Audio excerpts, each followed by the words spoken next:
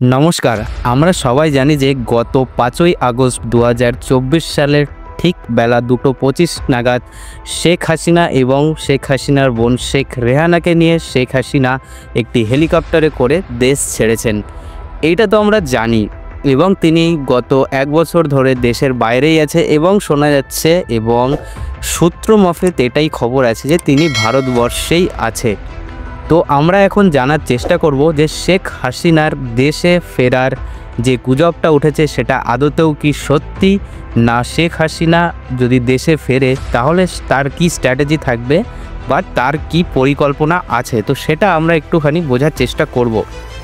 তো দেখুন, শেখ হাসিনা দেশে ফিরবে এটা তো এখন থেকেই বোঝা যাচ্ছে, কারণ শেখ হাসিনা কিন্তু যে ধরনের নিউজ মিডিয়াতে বক্তব্যগুলো দিচ্ছে তা থেকে কিন্তু এই কথাটা একদমই পরিষ্কার হয়ে যাচ্ছে যে শেখ হাসিনা দেশে ফিরবেই। দেখুন, তিনি কিন্তু তার দেশের জনগণের প্রতি বার্তা দিয়েছেন যে যে যা হাতে পাবে নিয়ে রাস্তায় নেমে পড়ো, এই ইউনিট সরকারকে কিন্তু আমাদের সরাতেই হবে। দেখুন, এটা কিন্তু একজন দেশের প্রধানমন্ত্রী, প্রাক্তন প্রধানমন্ত্রীর যে বক্তব্যটা দিয়েছে সেটা কিন্তু দেশের মানুষের জন্য অনেকটাই মাননীয় ব্যাপার। তো আমাদেরকে এটা বুঝতে হবে শেখ হাসিনা কিন্তু ধীরে ধীরে তার গুটিগুলোকে সাজাচ্ছে দেশে ফেরার জন্য। দেখুন, শেখ হাসিনার পেছনে কিন্তু ভারতবর্ষের অনেক কূটনৈতিকবিদ তাকে সাহায্য করছে, এটা কিন্তু বলাই বাহুল্য।